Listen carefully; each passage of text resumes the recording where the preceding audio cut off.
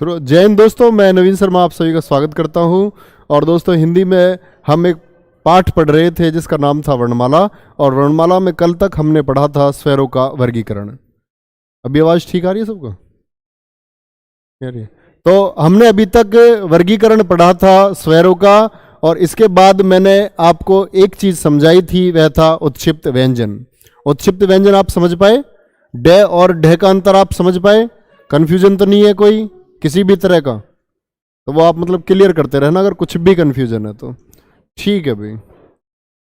तो जो आज हम पढ़ रहे थे इसके बारे में मैंने आपको बताया था कि हमने कुल वर्णों की कैटेगरी बनाई, और कुल वर्णों की संख्या आपने मुझे बताई थी 52, और जिसका वर्गीकरण हम कर चुके हैं कि 52 कौन कौन से हैं। तो इसके बाद में हमारे पास अब हम व्यंजन आज पढ़ेंगे। तो व्यंजन को समझने के लिए आप एक बात देखेंगे, मैंने क्लास की शुरुआत में ही तुम्हें बताया कि व्यंजन वह होते हैं जो स्वरों के अधीन होते हैं। व्यंजन वह होते हैं जो स्वरों की सहायता से बोले जाते हैं। जिस तरह मैं अगर बोलूं कै, तो कै आप देखेंगे कि कै का जो निर्माण हुआ है वह हुआ है आपका कै धन ऐसे। आप कै एक बार बोलकर देखिए, कै कै को जब आप खत्म करते हैं तो बाद में एक ए की आवाज आती है, यानी कि ए इसमें शामिल है। अगर मुझे यह पूर्ण व्यंजन यानी कि प्योर व्यंजन अगर लिखना हो कि यह सिर्फ और सिर्फ व्यंजन को ही दर्शाए और इसमें कोई स्वर शामिल ना हो, तो इसके लिए हम किस चिन्ह का प्रयोग करते हैं? हल चिन्ह का प्रयोग करते हैं। यानी कि कै के अगर नीचे मैं हलंत, जिसको कि हल चिन्ह कहा जाता है, हल चिन्ह का इस्तेमाल करता हूं, तो इसका मतलब ये अब एक व्यंजन है। व्यंजन भी कैसा? पूर्ण व्यंजन है, इसमें कोई स्वर शामिल नहीं है, पूर्ण स्वर इसमें शामिल नहीं है। अब क्या हुआ? ये पूर्ण व्यंजन हुआ। पूर्ण व्यंजन जिसे आप आगे समझेंगे कि यह आधे व्यंजन को भी दर्शाता है। किसको दर्शाता है? आधे व्यंजन को भी हल चिन्ह द्वारा दर्शाया जाता है। हल क्यों लगाते हैं बच्चों? यह बात आप समझेंगे कि संस्कृत में व्यंजन को हल कहा जाता है। व्यंजन को कहा जाता है संस्कृत में हल। और एक बात मैंने आपको बताई, स्वरों को संस्कृत में कहा जाता है अच। ये बात आप समझेंगे। ठीक है, तो इसके बाद हम कंटिन्यू करते हैं। तो आप एक चीज, थोड़ी थोड़ी चीजें जो स्वरों की भी आपके सामने यहाँ आएंगी, उन चीजों को भी आप समझेंगे। तो वर्णों के वर्गीकरण से पहले मैं आपको एक साधारण सा वर्गीकरण बताता हूं। कै, आप एक बार मेरे साथ बोलेंगे, कै, फिर खे, फिर गे, फिर घे। घे के बाद क्या है? ये अणे नहीं, अंगा। क्या बोलेंगे? अंगा। इसके बाद है आपका चे, छे, जे, झे, और फिर इया। इसको क्या बोलेंगे आप? इया। इसके बाद है आपका टे, ठे, डे, ढे। अब है आपका अणे। इसके बाद है ते, थे। देखो, इनको नाम को लिखते में कभी कभी हमको कंफ्यूजन हो जाता है कि भाई थे पहले आएगा या दे पहले आएगा। तो आप याद रखेंगे थे से थर्मस पहले है, और थर्मस के अंदर क्या रखेंगे आप? दूध रखेंगे। थर्मस के अंदर क्या रहता है? दूध। तो दूध के लिए कौन कौन से? दे और, भाई दूध का निर्माण ऐसी तो होगा, ऐसी तो लिखते हैं आप, थर्मस, और थर्मस में भी क्या? दूध। तो दे पहले थे है, फिर दे है, फिर धे है। इसके बाद क्या है आपका बच्चे? ने, पे, फे, बे, भे, और आपका में। अभी सबसे पहले हम इन 25 के बारे में बात करते हैं, और इन 25 को बोलते हैं हम वर्गीय व्यंजन। क्या बोलते हैं? वर्गीय व्यंजन। आपके लिए नई चीजें होंगी सीखने के लिए, तो आप ध्यान से समझते चलेंगे। वर्गीय व्यंजन, वर्गीय व्यंजन जिनको कि स्पर्श व्यंजन भी कहा जाता है। अभी तक आप ये पढ़ चुके हैं कि स्पर्श व्यंजनों की संख्या कितनी है, जिनको स्पर्श व्यंजन भी कहा जाता है। आप स्पर्श व्यंजनों की संख्या 25 इसीलिए कहते हैं क्योंकि आधुनिक हिंदी के जो शोध हुए हैं वह आपके इसमें शामिल नहीं है। तो अभी हम एक बेस बनाते हैं कि स्पर्श व्यंजनों की संख्या कितनी है, आपकी 25 है। ठीक है बच्चे, इतनी बात। अब इसमें छोटी छोटी चीजें सीखने के लिए क्या है, यह बात आप सीख सके हैं। डे का उत्क्षिप्त क्या होगा, डे। क्या बोलेंगे इसको, अडे। इसको क्या बोलेंगे, अढे। अढे और अढे। तो इस बात को आप ध्यान से देखेंगे कि मैंने यहां ध के ऊपर लाइन के, आप सारे वर्ण के ऊपर लाइन खींची है मैंने, यहां बह के ऊपर सारे के ऊपर लाइन मैंने खींची है, थे थर्मस, थे के ऊपर सारे के ऊपर क्या मैंने लाइन खींची है। तो ऐसा मैंने क्यों नहीं किया, इस बात को आप समझेंगे। मैंने आपको बताया कि किसी वर्ण या अक्षर के ऊपर एक सिरोरेखा खींची होती है। क्या खींची होती है, जिसको हम लिखते हैं कै। कब आप इन गलतियों को नहीं करेंगे तो इस बात को समझेंगे बच्चे, कभी भी किसी अक्षर में अगर ऊपर घुमावदार आकृति है, यानी कि ऊपर घुंडी है, आप देख रहे हैं ध में क्या है, घुंडी है। थे थर्मस में क्या है, घुंडी है। भय भालू में क्या है, घुंडी है। तो आप कभी भी इसके ऊपर सिरोरेखा नहीं खींचेंगे। इतनी बात क्लियर है। दूसरी बात, इसी के लिए आप देखते हैं, जैसे कि हम एक शब्द लिखते हैं पेयपान। आप विसर्ग संधि अगर आपने कभी पढ़ी हो तो आप समझेंगे पेयपान। और एक शब्द हम लिखते हैं प्रातः काल, प्रातः काल। तो आप देखते हैं कि कभी भी अगर मैं ऐसे खींच दूंगा तो ये क्या हो जाएगा, गलत। तो मैं आपको क्या सिखा रहा हूं, कहीं भी अगर घुमावदार आकृति ऊपर है तो सारे के ऊपर लाइन अगर आप खींचते हैं तो वह अशुद्ध है। ये बात क्या समझे आप, अगर कहीं भी घुमावदार आकृति आ रही है तो इसको आपको छोड़ना होगा। शब्द एक ही है, बातें आप समझेंगे। डे और ढे के बारे में हम चर्चा कर चुके, ये बातें क्लियर हैं। मैं फिर से आपको बता देता हूं कि डे या ढे, साधारण डे और ढे, साधारण डे और ढे, साधारण डे और ढे, यह किसी शब्द की शुरुआत में होंगे और बाद में आने के लिए 4 शर्तें हैं, जिसमें से एक मैंने आपको बताई कि अंग्रेजी नाम हो, एक शर्त मैंने आपको बताई कोई उपसर्ग हो, एक मैंने आपको बताई द्वित्व व्यंजन हो, यानी कि डे और ढे 2 बार आए, और एक चौथी शर्त मैंने बताई कि डे या ढे से पहले उसी का अनुनासिक वर्ण आए या बाद में उसी का अनुनासिक वर्ण आए।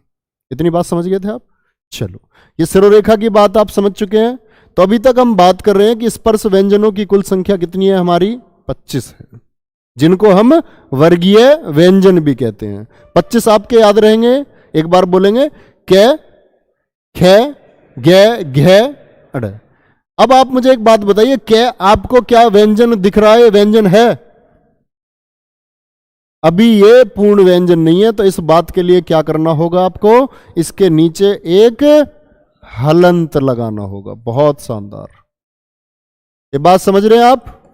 अभी तक इनमें स्वर शामिल था, किंतु जैसे ही मैंने हलंत लगा दिया, हलंत मैंने लगा दिया, तो अब ये क्या हो गए बच्चे, अब ये आपके हो गए व्यंजन। क्या हो गए, व्यंजन हो गए। इतनी बात समझ रहे हैं। इसके बाद आप आगे चलते हैं। इसका नाम मैंने आपको बताया स्पर्श व्यंजन। स्पर्श व्यंजन इनका नाम इस वजह से है क्योंकि इनको बोलते समय जीभ हमारे मुख के अंदर कहीं ना कहीं स्पर्श जरूर करती है। जैसे आप क्या बोलिए, आप देखेंगे कि जीभ कहीं ना कहीं स्पर्श जरूर करेगी। तो ये क्या है, आपके सारे के सारे स्पर्श व्यंजन है। चलो, इसके बाद हम समझेंगे, आप धीरे धीरे चीजों को समझते चलेंगे ताकि किसी भी चीज में आपको कोई परेशानी ना हो। इतनी बात समझ चुके आप। इसके बाद हम पढ़ते हैं अंतस्थ व्यंजन। यहां आपके समझने के लिए और जानने के लिए बहुत सारी चीजें हैं। अंतस्थ व्यंजन, अंतस्थ व्यंजनों की कुल संख्या कितनी है बच्चों? अंतस्थ व्यंजनों की कुल संख्या है आपकी 4। 4 अंतस्थ व्यंजन कौन कौन से हैं आपके? ये, रे, ले, और वे, ये, रे, ले और वे। अगर आप समझेंगे तो संस्कृत में जो अंतस्थ व्यंजन ये चार हैं, चारों के चारों संस्कृत में अर्ध स्वर हैं। चारों के चारों संस्कृत में क्या है? अर्ध स्वर है। किंतु हम अगर बात हिंदी की करते हैं तो हिंदी में ये और वे क्या है आपके? अर्ध स्वर हैं। ये और वे, ये क्या है आपके? अर्ध स्वर हैं। अर्ध स्वर का क्या मतलब है? क्योंकि ये और वे कभी कभी स्वरों के स्थान पर भी प्रयोग कर लिए जाते हैं। और स्वर आप जानते हैं स्वरों की कुल संख्या कितनी है? 11। अब जिस तरह आप एक उदाहरण, बहुत ही प्रचलित उदाहरण है कौवा, हाँ बहुत शानदार, कौवा एक उदाहरण है। तो कौवा को हम क्या बोल देते हैं? कौवा। क्या बोलते हैं? कौवा। ये औ होता औ, तो वे के स्थान पर हमने क्या इस्तेमाल कर लिया? ए। क्या इस्तेमाल कर लिया? ए। इसी तरह आप देखते हैं कि महिलाएं में हम क्या इस्तेमाल कर लेते हैं? ए इस्तेमाल कर लेते हैं। तो यह के स्थान पर जब हम ए का इस्तेमाल कर रहे हैं तो इसका मतलब क्या हुआ? एक स्वर का इस्तेमाल कर रहे हैं। तो यानी कि ये दोनों हमारे कभी कभी स्वरों के स्थान पर प्रयोग कर लिए जाते हैं। इसी वजह से ये क्या हुए? हमारे अर्ध स्वर। तो अर्ध स्वर कौन कौन से हैं आपके? ये और वे। इसके बाद आते हैं हमारे ऊष्म व्यंजन। ऊष्म, जिनको हम संघर्षी व्यंजन भी कहते हैं। ऊष्म, यह है हमारे श, तीनों के नाम अलग है, श, फिर श और से, और इसके अलावा एक है हमारा है। तो इन बातों को आप समझेंगे। मैं आपको अर्ध स्वर की बात बता रहा था, और अर्ध स्वर में अगर आप रिकॉल करेंगे तो एक चीज याद करेंगे। एक मैंने आपको आगत स्वर बताया। आगत स्वर बताएंगे क्या होता है? अ किसकी आवाज देता है? अ की। यही इस बात को भी समझेंगे। आगत स्वर क्या है आपका? अ। फिर से आप इस चीज को एक बार समझेंगे कि आगत स्वर अ जो होता है, यह आपका, अगर किसी अंग्रेजी नाम को आप हिंदी में लिख रहे हैं, किसी अंग्रेजी नाम को यदि आप हिंदी में लिख रहे हैं तो वहां इस्तेमाल होता है। जैसे कि ओ को हम इस्तेमाल करते हैं, आपका एक शब्द हम ले लेते हैं हॉस्टल। क्या है? हॉस्टल। और हॉस्टल को अगर हम हिंदी में लिखें तो कैसे लिखेंगे? हॉस्टल। क्या ये ठीक होगा? ये क्या हो जाएगा? हॉस्टल। होता क्या है? हॉस्टल। और हॉस्टल को हम कैसे लिखेंगे? हॉस्टल। अ की ये जो मात्रा है कहां आएगी आपकी? अ के ऊपर। एक बार देखेंगे ध्यान से। मैं एक शब्द लिखता हूं आपका कॉलेज, अंग्रेजी का शब्द है। एक शब्द मैं आपके लिए लिखता हूं नॉलेज। क्या लिखा? नॉलेज। तो ये आपका आ का जो डंडा है इसके ऊपर क्या लगता है? आगत स्वर। तो अंग्रेजी नामों में इसका इस्तेमाल हो रहा है, तो अंग्रेजी स्वरों में, अंग्रेजी नामों में इस्तेमाल होने की वजह से इसको बोलते हैं हम आगत स्वर। आया हुआ स्वर। कहां से आया हुआ? अंग्रेजी भाषा से आया हुआ स्वर। इतनी बात क्लियर है? कॉमन बात थी। तो आप ये देखेंगे ऊष्म संघर्षी व्यंजन में कौन कौन से हैं आपके? श, से और है।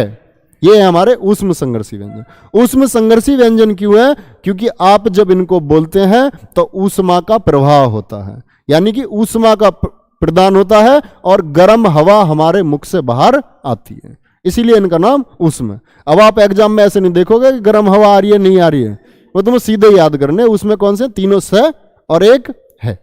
इतनी बात समझ रहे हैं? अभी तक हमने कितने व्यंजन पढ़े? 25 पढ़े। आपके कौन से? स्पर्श, जिनको हम वर्गीय नाम भी देते हैं। 4 आपने पढ़े कौन से? अंतस्थ व्यंजन। और 4 आपने पढ़े कितने अब तक मूल व्यंजन हुए? तो मूल व्यंजनों की कुल संख्या जो है ना बच्चे, वह है आपकी 33। कितनी है? ये बात क्लियर है? मूल व्यंजनों की संख्या कितनी है? 33 है। ठीक है। नहीं, मैं बता रहा हूं, आप एग्जाम में गर्म हवा मत देख लेना एकदम, या बोल के मत देखना वहां। चलो इसके बाद देखते हैं भाई हम। उसमें व्यंजन तक आपके लिए क्लियर है। अगर हम इनका वर्गीकरण करें, इनका हम वर्गीकरण करें तो वर्गीकरण किस तरह से होगा और आप उसे किस तरह से हमेशा याद रख पाएंगे, ये बात देखेंगे आप।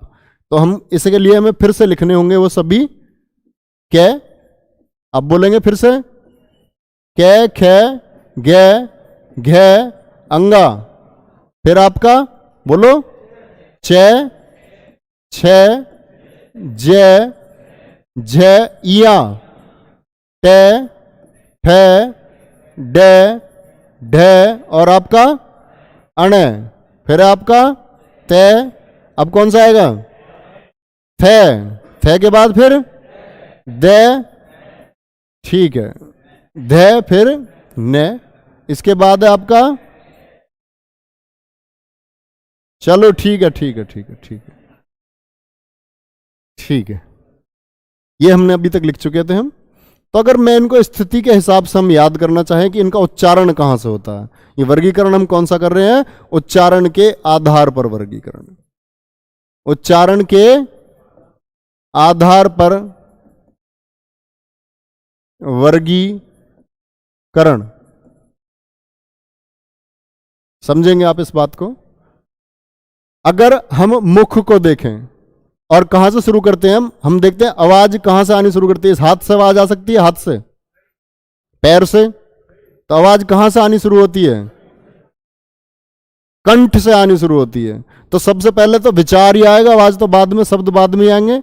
तो सबसे पहले विचार कहां उत्पन्न होता है, हमारे दिल में।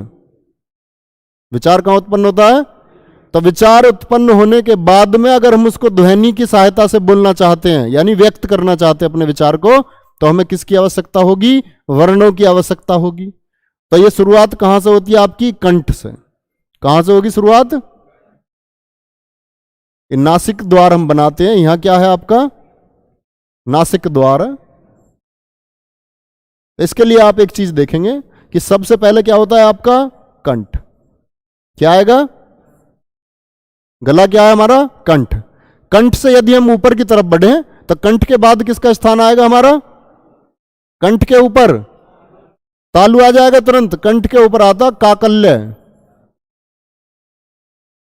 क्या आता है, आप जानोगे इस बात को कि काकल्य या स्वर यंत्रमुखी क्या होते हैं। काकल्य के ऊपर देखते हो तब आता है आपका क्या, तालु। तालु कौन सा स्थान है आपका, किस तरह पता कर सकते हैं, गले में विक्स का एड देखोगा आपने, विक्स का एड, तो गले में जो लटका हुआ रहता है विक्स के एड में, देखा है ना, तो वो काकल्य है। वो क्या है, उस काकल्य से शुरू करके और हम दांतों की तरफ बढ़ रहे हैं। मुख में किधर बढ़ रहे हैं, काकल्य से शुरू करके दांतों की तरफ, और दांत से ऊपर क्या है, मसूड़े। इतनी बात क्लियर है। तो इस काकल्य से लेकर और मसूड़े तक का, कहां तक, मसूड़े तक का जो स्थान है ना, काकल्य से लेकर, ये टोटल क्या आपका तालु है। जैसे दांत है, दांत के ऊपर क्या है, मसूड़े, और मसूड़े के बाद मैं चलूं कहां तक, काकल्य तक, तो क्या होगा मेरा, मूर्धा। क्या होगा, मूर्धा बोलेंगे इसको। तो उसने गर्दन हिला दी, होगा हाँ।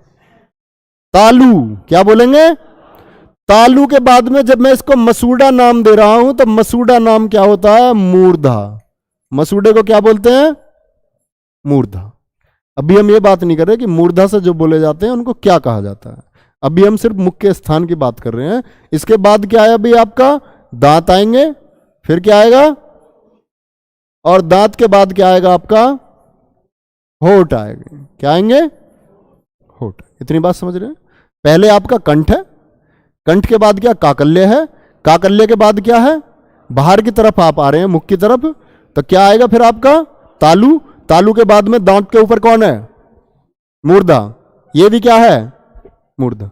अब ऐसा जीभ किसी की लग नहीं सकती, ऐसा बोलता कोई आगे जीभ लगा तो पिछले में लग सकते, पिछले मसूड़े में, तो वो क्या है हमारा, मूर्धा। फिर है हमारे दंत, दंत के बाद क्या है हमारे, होठ। तो ये किस तरह से, जिस क्रम में ये ऐसे चले हैं ना आपके, इसी क्रम में यहां भी होंगे। इसी क्रम में कहां होंगे ये, आप थोड़ी देर के लिए काकल्य को भूल जाएंगे। किसको भूल जाएंगे, काकल्य, काकल्य भी हम पढ़ेंगे आज की क्लास में ही। तो आप देखेंगे कंठ पहला स्थान किसका है, और ऐसे भी देखो याद करना भी आसान है, कैसे कंठ, कैसे क्या है, तो ध्यान से देखेंगे एक बार। ये क्या हुए हमारे कंठ, इसी को बच्चे हम बोलेंगे क्या, कै वर्ग। ये क्या है हमारा कै वर्ग, क्या बोलेंगे इसको हम।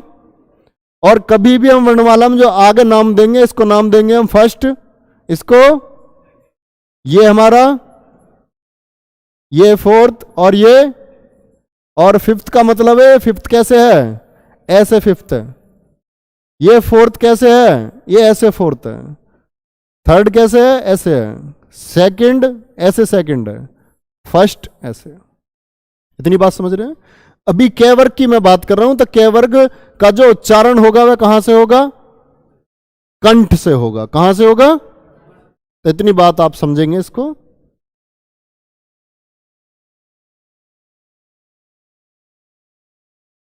कंठ से आपका उच्चारण होगा, और कंठ से जो उच्चारण होता है उसी को हम बोलते हैं आपका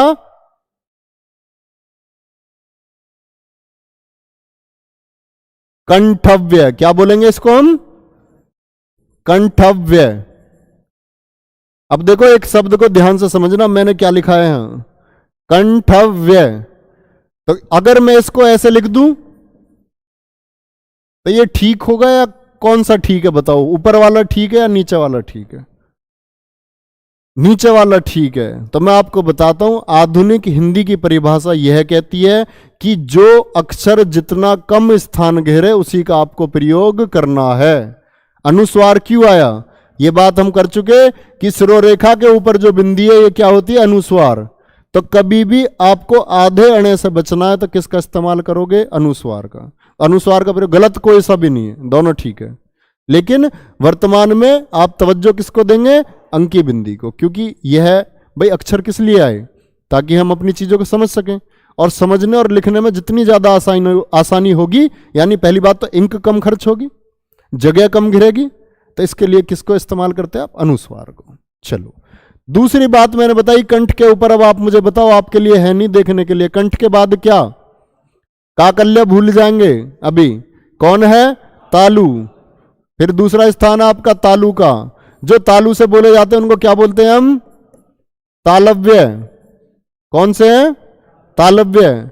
और तीसरा स्थान किसका आया, मूर्धा। मूर्धा से बोले जाने वाले वर्णों को क्या कहते हैं, व्यंजनों को हम मूर्धन्य, मूर्धन्य। और चौथा क्या आया हमारा, दंत। मेरे साथ बोलते रहे आप, तो इससे आपको चीजें हमेशा याद रहेंगी। और दंत से बोलने जाने वालों को बोलते हैं हम क्या, दंतव्य। चौथा, पांचवा स्थान क्या था आपका, होठ। और होठ से जो बोले जाने वाले हैं वो क्या है, ओष्ठ्य। इतनी बात समझ पा रहे हैं। ये आपका कै वर्ग था, ये क्या है आपका चै वर्ग, ये टे वर्ग, ये तय वर्ग, और ये पै वर्ग। इतनी बात क्लियर है। लेकिन क्या अगर मैं आपसे बोलूं कि मैं रे को बोलता हूं, क्या बोलता हूं, तो रे भी तो कहीं ना कहीं किसी से बोली जाती होगी। तो रे के बोले जाने का स्थान क्या है, रे का जो उच्चारण होता है, रे का उच्चारण कहां से होता है, गंतव्य। चलो वेरी गुड, आज याद हो जाएंगे, देखो ध्यान से। इतने क्लियर हैं। इसके बाद आ जाओ इधर, इसमें क्या ऐड करना है आपको, ए, आ और है, और आपका विसर्ग। इसको क्या बोलते हैं, विसर्ग। तालव्य में क्या शामिल करना है आपको, ई, ये, और यहां क्या शामिल करना है आपको, री, र, और अच्छा ठीक है, यहां क्या शामिल करेंगे आप,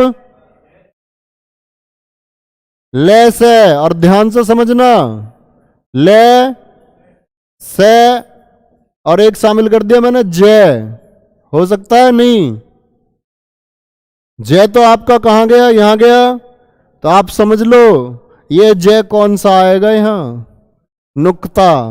नुक्ता कितने अक्षरों के साथ बताया मैंने आपको? के, खे, गे, जय और फे। ये कौन सा जय है? नुक्ता वाला जय। कौन सा जय है? चलो आगे आ जाओ। यहां से कौन कौन से बोले जाएंगे आपके? ऊ और ऊ, ऊ और औ। याद हो गए क्या? नहीं हुए अभी? याद कैसे रहेंगे? इसके लिए एक शब्द याद रखना, विवाह। क्या याद रखना है? देखो क्या याद करना है? ब्याह के नाम पे हंसे हैं कुछ। क्या नाम याद रखना है?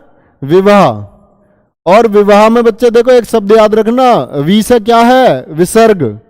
वी से क्या है? विसर्ग। और आ से क्या है? आ। और आ आया था, आ के साथ कौन है? ए।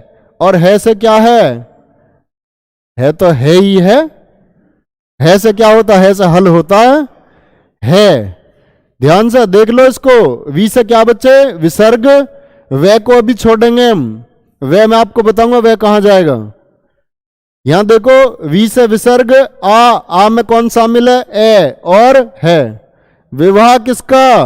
कोई ईएस नाम का आदमी है। किस नाम का आदमी है? ईएस। कल ही बताया तुम्हें, ये भी समझ लो कि लड्डू भाभी कह रही है ईएस। समझ रहे नहीं? तो विवाह किसका है? ईएस का। इसमें कौन कौन से? ये से बड़ी, और बड़ी है तो छोटी तो अपने आप ये भी है।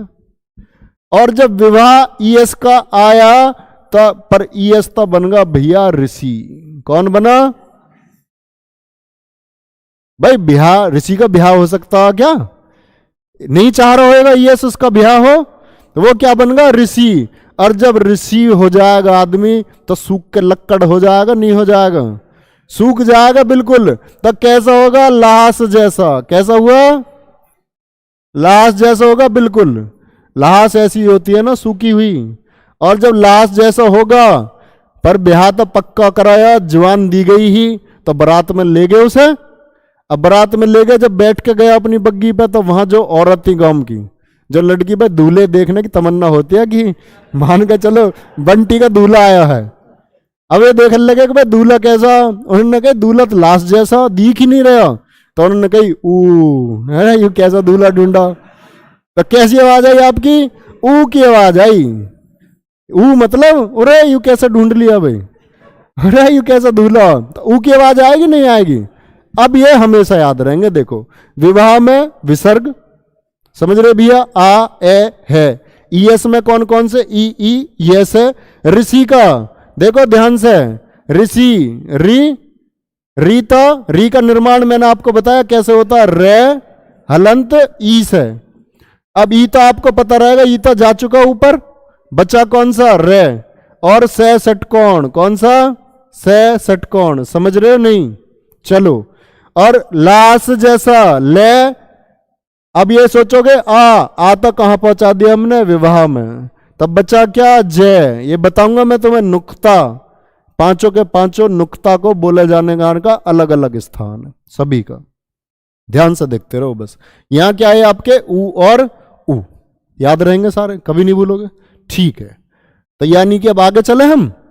तो ये मैं आपसे पूछूं कि विसर्ग, जो विसर्ग और है की ध्वनि आती है, किस स्थान से आती है? कंठ से आती है। बड़ी ई, आई बोलते हैं जिसको हम, इसकी कहां से आएगी आवाज? से सलजम। अभी आप देखेंगे से सलजम और से षटकोणी हुए, से सपेरा। ये क्या है यहां? से सपेरा। तो तीनों को क्रम से याद करने का ये तरीका देखो, ऐसे ही आते हैं हिंदी वर्णमाला में। पहले से सलजम, उसमें में क्या बताया मैंने? से सलजम, से षटकोण और फिर से सपेरा। तीनों लगातार है, से, से। ठीक है। इसके बाद में आपसे पूछूं ऊ की ध्वनि का जो उच्चारण होगा, स्थान क्या होगा? ओष्ठ होगा। और जो होठ से बोले जाते हैं उन्हीं को बोलते हैं हम ओष्ठ वर्ण। इतनी बात क्लियर है? आगे चले भैया। चलो, अब बात ये आई, अब हिंदी के मूल नियमों का इस्तेमाल करना। अब मूल नियम कौन से हैं? ध्यान से देखना, कौन से मूल नियम? मैंने आपको बताया कि स्वर में 4 संयुक्त स्वर होते हैं, याद है आपको? 4 संयुक्त स्वर कौन कौन से हैं तुम बताओ। रेड शर्ट, हाँ तुम ही। से ये संयुक्त, आपके संयुक्त स्वर हैं। संयुक्त स्वर तुम बताओ विनीत। ठीक है, तो संयुक्त स्वर मैंने आपको बताए थे, ध्यान से देख लो, ध्यान से। ए, आई, ओ और औ। ये 4 ही बताए थे, रटना कुछ नहीं है। इसका निर्माण किस किस से हुआ बताओ। ए प्लस छोटी, अभी मैंने आपको सिखाया ए की ध्वनि कहां से आती है, कहां से आती है। ई की ध्वनि कहां से आती है, अभी याद कराया, तालु से। कहां से, तो ये क्या देखते हैं, एक कंठ प्लस तालु से नहीं बोला जाएगा, और जो कंठ प्लस तालु से बोला जाएगा उसको क्या बोलेंगे, कंठ तालव्य। व्यय लगाना आपको बस। क्या हुआ, कंठ। जब ए कंठ तालव्य तो आई भी क्या, ये क्या हुए आपके कंठ तालव्य। समझ पा रहे हैं। ओ का निर्माण मैंने आपको सिखाया था, ए प्लस उ। बहुत शानदार, ए प्लस उ। अभी आप बताओगे, मैंने आपको अभी याद कराए हैं, ए का उच्चारण स्थान क्या है, कंठ। उ का उच्चारण स्थान क्या है, ओष्ठ। ऊपर देख पा रहे होंगे आप, ओष्ठ। क्या हुआ, ओष्ठ। तो जो कंठ और ओष्ठ से मिलकर बोला जाएगा उसको क्या बोलेंगे हम। तो मैं ये बात कहता हूं, क्या इनको रटने की आवश्यकता है। जब आप निर्माण जानेंगे तो ये चीजें आपको, आप देखेंगे संधि में भी बहुत मदद करेंगी, और संपूर्ण हिंदी का नियम भी है ये कि आप चीजों को छोटे से रूप में समझते हुए चलें। तो ये क्या हुआ आपका कंठ, कंठोष्ठ इसको बोलते हैं हम। क्या बोलते हैं, कंठोष्ठ। क्या बोलेंगे, कंठोष्ठ। अब बात आई हमारी बाकी सभी की, ये क्लियर है आपको अभी तक। ए और ए क्या है, कंठ तालव्य है। कंठ तालव्य क्यों है, क्योंकि इनका निर्माण जिन वर्णों से हुआ है उनके बोलने का जो स्थान है, जो उच्चारण स्थान है, वो कंठ और तालु है। ठीक है, बैच लेते रहे ना 399 का। चलो शिवम चौधरी, बहुत शानदार भाई। अब आप आ जाओ भाई। हाँ चलो, इसके आगे हम पढ़ रहे हैं। तो अभी तक हमने क्या पढ़ा, आपका कंठव्य पढ़ा। कंठव्य के बाद बताएंगे आप क्या पढ़ा आपने, तालव्य पढ़ा। तालव्य के बाद आपने मूर्धन्य पढ़ा। मूर्धन्य के बाद आपने क्या पढ़ा, दंतव्य पढ़ा। दंतव्य के बाद आपने ओष्ठ्य पढ़ा, और ओष्ठ्य के बाद हमने देखा कौन से, कंठ, कंठ तालव्य, ए और आई। कंठोष्ठ कौन कौन है, ओ और औ। इतनी बातें क्लियर हैं। इसके बाद आते हैं आप किस पे, जिह्वा मूल्य, यानी कि जिनमें जीव का मूल स्थान, जड़ स्थान वह कार्य करता हो, इन्हीं को बोलते हैं हम अली जिह्वा। कौन कौन बच्चा जानता है इनके बारे में बताओ। जिह्वा मूल्य, अली जिह्वा कौन कौन से हैं, कोई एक बताओ। कोई नहीं जानता, चलो आप बताओ। नीरज कुमार, मूल विधि क्लास बच्चे कल से होगी। अरे हम पढ़ा रहे हैं तो हमसे ही पढ़ो, और क्या। विपिन शर्मा नु का आपसे पढ़ना आ रहा, पढ़ा तो रहे भैया। चलो, जीवा मूल्य होते हैं भैया कै खे गे। बड़ी विचित्र बात है जी। अभी तो बताए कै खे गे कंठव्य, अभी तो बताए। फिर अली जीवा कैसे, तो कौन से कै खे गे हैं, कौन से कै खे गे हैं, नुक्ता वाले कै खे गे। ये जब नई ध्वनि है, नई ध्वनि मैंने आपको बताई थी, विकसित नई ध्वनि 5 हैं, कै खे गे जय और फे। किसने बताई, किसने बताई कै खे गे, शिव प्रसाद सितारे हिंद ने विकसित किए हैं, और हिंदी भाषा में इन्हें मान्यता मिल चुकी है। तो इनके बोले जाने का भी तो स्थान होगा भाई। कहीं ये शब्द आपको लिखा मिलेगा तो कैसे बोलोगे इसको, तो इसका स्थान होगा आपका जिह्वा मूल्य अभी तक। और एक मैंने आपको और बता चुका हूं मैं, जय। कौन बताया, जय का क्या स्थान है, लाश जैसा, ले और से के साथ कौन सा जय है? जय नुक्ता वाला जय है। कौन सा जय है? और नुक्ता वाला जय लास जैसा, तो कौन से वर्ग में है? याद करो, दंतव्य। कौन से वर्ग में है? दंतव्य, यानी कि आपका तय वर्ग में है। किस में है? अब हम इसको लगातार अगर बोले तो तय थे दे धे न, तय थे दे धे न, ले से और जय नुक्ता। तय थे दे धे न, ले से और जय नुक्ता। समझ रहे इतनी बात? चलो, अब एक और बच गया आपका, कौन सा? तो उसको समझो आप। एक होते हैं आपके दंतोष्ठ। कौन कौन से होते हैं? जो दांत और ओष्ठ दोनों का इस्तेमाल उसमें होता हो, वो क्या है आपका? व। क्या है? व और व। यही तो बचा हुआ था। पांचों नुक्ता ध्वनि क्लियर है, अब नहीं है। क्या खे गया? क्या है आपकी? जीवा मूल्य, अली जेवा है, और दंतोष्ठ क्या है आपका? व और फ है। अब ये तो बात हो रही है दंतोष्ठ। कुछ ऐसे भी है जिनकी आवाज नाक से आ जाती है। भाई अभी हमने विसर्ग तो पढ़ा है, ध्यान से देखो। नासिक्य कैसे व्यंजन है? नासिक्य व्यंजन, वे व्यंजन जो कि ध्वनि नाक द्वारा आए। किसके द्वारा आए? नाक द्वारा आए। तो इसके द्वारा कौन कौन से हैं? पांचवा कॉलम मैंने बताया था, आप इस तरह से याद करेंगे। 1 2 3 4 एंड 5। और 5 में क्या है आपके? अंगा, इया, अणे, ने और मैं। ये था आपका पांचवा। और पांचवा ही क्या होता है हमारा? नासिक्य। ध्यान से समझना बात को। पांचवे में कौन कौन से हुए आपके? अंगा, अणे नहीं, अंगा, अंगा, इया, अणे, ने और मैं। तो नासिक्य व्यंजनों की संख्या कितनी होती है? कोई डाउट? नासिक्य व्यंजनों की संख्या होती है 6। कितनी होती है? 5 मत करना आज के बाद। कौन सा और है इसमें?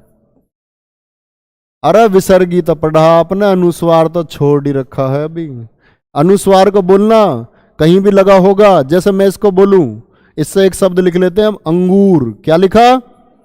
बोलो इसको, अंगूर। आवाज कहां से निकली? पेपर में मत निकालने लगना ऐसे। हाँ, विशेष बात इसी पे, कुछ ऐसे मुंह फाड़ के बताते हैं क्या ऐसे निकल रही है आवाज। बड़े कलाकार हैं। चलो, अंगूर, अंकी, बिंदी, इसको क्या बोलते हैं? अनुस्वार।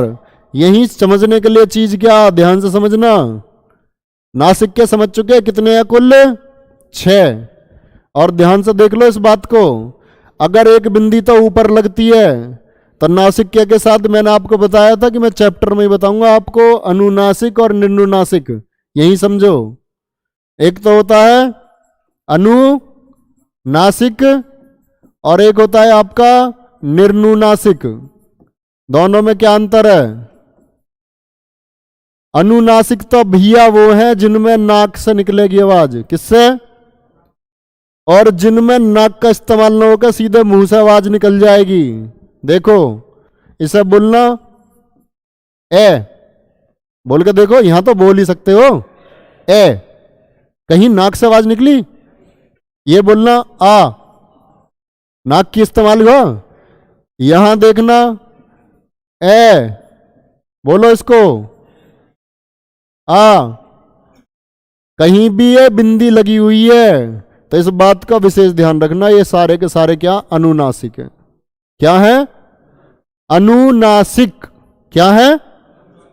और अनुनासिक है तो निर्नुनासिक कौन से हो गए? जिनमें बिंदी ना हो, यानी जिनमें अनुस्वार ना हो। जिनमें अनुस्वार, अनुस्वार समझते हो ना, सिरो रेखा के ऊपर बिंदी। अगर अनुस्वार नहीं है, अनुस्वार नहीं है तो क्या होंगे? निर्नुनासिक। बिंदी है, अनुस्वार है तो क्या होंगे? अनुनासिक। और मैंने एक बात और बताई आपको, अगर याद हो, कि वर्ण कोश के अनुसार, शब्द कोश के अनुसार, शब्द कोश समझते हो ना, डिक्शनरी। डिक्शनरी के अनुसार चांद बिंदी भी क्या है? अयोग वहा है। क्या है? तो ये बिंदी अनुस्वार वाली बिंदी, और इसके बाद फिर विसर्ग वाली दो बिंदी, और इसके बाद फिर क्या? चांद बिंदी। वर्णमाला में यही क्रम याद रखना है आपको, और आप यूपीएसआई की परीक्षा दोगे और आप इस बात को पाओगे कि यह चैप्टर कराया नहीं जाता। डिक्शनरी हिंदी में पढ़ाया नहीं जाता, लेकिन मैं आपको बताऊंगा कि अक्षरों का क्रम किस तरह होगा। आप कभी कभी सोचते क्या के बाद क्या आता है? बताओ, क्या के बाद क्या आएगा? ख। लेकिन आप पढ़ोगे क्या के बाद तो छह क्षत्रिय आता है वर्णमाला में। ये बात समझते हैं ना आप? उसका स्थान कहां है? छह क्षत्रिय जिसको आप कहते हैं, संयुक्त व्यंजन जिसको आप कहते हो, उसका स्थान वर्णमाला में कहां है? कै के तुरंत बाद। तो ये वर्णमाला अभी छोटी छोटी चीजें सीखते हुए चलो। इनका क्रम क्या होगा? पहले अनुस्वार आएगा, फिर विसर्ग आएगा, और फिर चांद बिंदी। जैसे कि आप अच्छे से समझेंगे, ये देखो, काम, काज, कालिख, और एक शब्द में लिख देता हूं कांच। तो बताओ शब्दकोश के अनुसार सबसे पहला अक्षर कौन सा आएगा? शब्दकोश के अनुसार सबसे पहला अक्षर कौन सा आएगा? भाई अनुस्वार तो है ही नहीं, विसर्ग तो है ही नहीं, तो कौन बचा? तो उसी हिसाब से जब आपका अनुस्वार और विसर्ग शामिल हो जाएंगे तो उसी हिसाब से लिखें। समझ रहे हैं? चलो, हाँ 6 बताएंगे अभी। निर्नुनासिक अनुनासिक क्लियर है आपके लिए। और मुख्य बात थी, नासिक के व्यंजनों की कुल संख्या कितनी है? 6। इतनी बात क्लियर है बच्चे? नहीं है। इसके बाद आता है आपका क्या, और कौन सी कैटेगरी बची आपकी?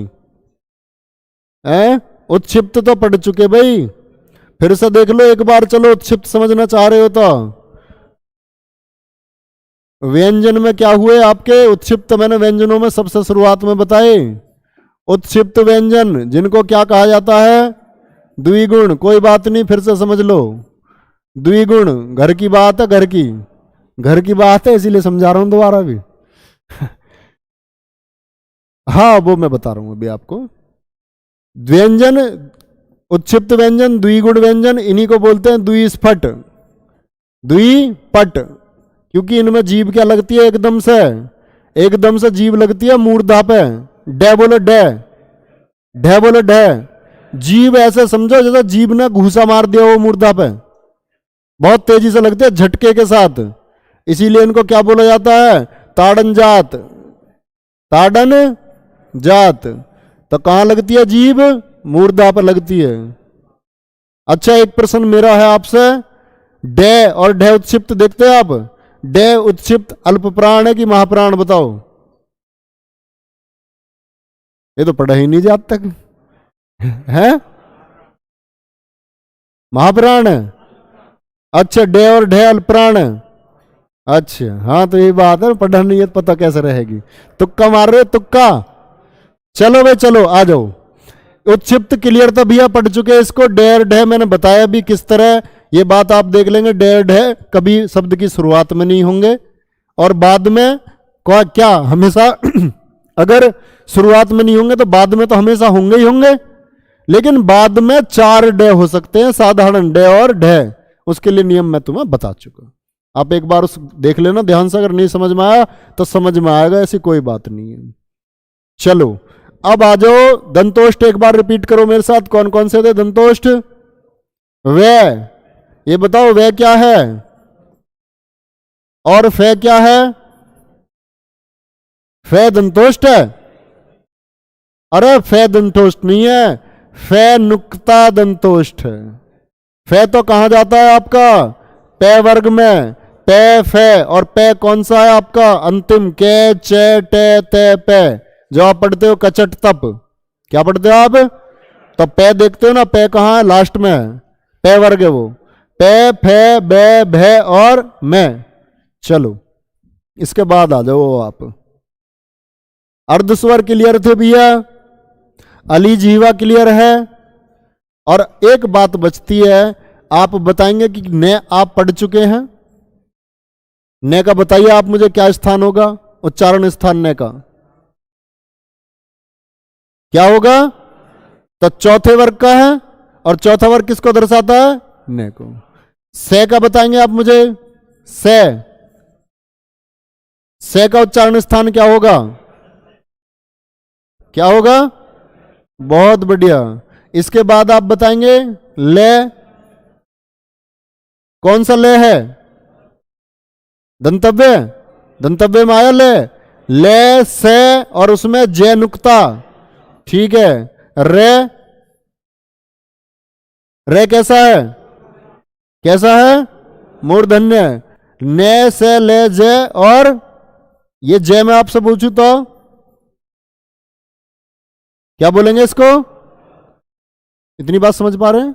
चलो, अगर ये बात आप समझ पा रहे हो तो आप एक बात और देखेंगे, इन्हीं को वर्तस्य भी कहा जाता है। ये बात आप नोट करेंगे। ने से ले जे रे, इन्हीं को क्या कहा जाता है? वर्तस्य। अगर इनके बोलने का स्थान आपको परीक्षा में जो आपको याद है नहीं मिलता है, तो इनको वर्तस्य की संज्ञा भी दी गई है। किसकी दी गई है संज्ञा? वर्तस्य। ने से ले जे रे, ये बात आप देख लेंगे एक बार। ठीक है। तो इसके बाद आप एक चीज देखेंगे कि अब हमारे लिए जो क्लासिफिकेशन वर्गीकरण बचा है व्यंजनों का, उसमें आप पढ़ेंगे कल अल्प प्राण, अल्प, और अल्प प्राण में आप देखोगे कल इस बात को कि अल्प प्राण में किस तरह से डे उत्क्षिप्त अल्प प्राण होता है, और ढे क्या होता है आपका? महाप्राण। बहुत छोटी छोटी चीजें हैं जो आपको किताबों में भी नहीं मिलती है कभी कभी। ऐसा नहीं है, किताबों में तो है, लेकिन स्टैंडर्ड्स बुक्स जो किसी अच्छे लेखकों द्वारा लिखी गई हैं तो वही है कुछ चीजें। ये कल अल्पप्राण, महाप्राण, घोष और अघोष के बारे में हम पढ़ के वर्णमाला को कल खात्मा कर देंगे, एकदम दी एंड। और कल के खात्मे में आप देखोगे बहुत शानदार, मतलब कल से मतलब है मेरा नेक्स्ट क्लास जो होगी, और कल आपकी मूल विधि की क्लास होगी इसी समय। थैंक यू दोस्तों, जय हिंद, टेक केयर।